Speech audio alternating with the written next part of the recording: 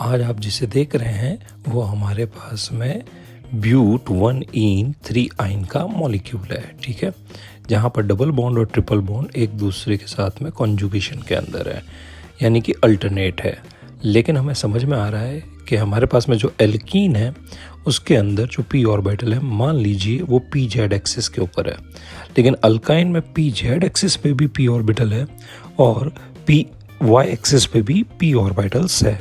तो इससे हमें एक चीज़ समझ में आ रही है, जो पैरेलल ऑर्बिटल्स हैं जेड एक्सिस पे वो एक दूसरे के पैरेलल है और केवल वही आपस में क्या कर पाएंगे, रेजोनेंस कर पाएंगे, ओवरलैपिंग करके, इफेक्टिव ओवरलैपिंग करके और रेजोनेंस कर पाएंगे। और जो एक सेट ऑफ जो पी ऑर्बिटल जो कि वाई एक्सिस के ऊपर अवेलेबल है अल्काइन का, वो रेजोनेंस में पार्टिसिपेट नहीं करेगा। तो इससे हमें समझ में आता है कि जब ईन और आइन कॉन्जुगेशन में होता है तो ईन का पाई बॉन्ड रेजोनेंस करता है, आइन का केवल एक पाई बॉन्ड रेजोनेंस करता है, ठीक है, जिसे हम डी लोकलाइज पाई बॉन्ड बोलते हैं, और एक पाई बॉन्ड रेजोनेंस नहीं करेगा उसे हम लोकलाइज्ड पाई बॉन्ड बोलेंगे।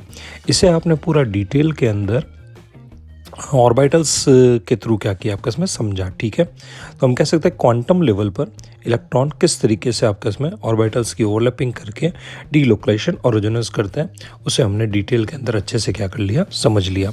तो यहाँ मैं कहूँगा आपको अच्छे से समझ में आ गया होगा कि रेजोनेंस करने के लिए पहली कंडीशन है ऑर्बिटल्स की आपस में क्या होनी चाहिए, ओवरलैपिंग होनी चाहिए। यानी अगर आप जीओसी पढ़ना चाहते हैं तो उससे पहले केमिकल बॉन्डिंग का नॉलेज अच्छे से होना चाहिए। दैट्स ओके, यहीं तक पढ़ना था।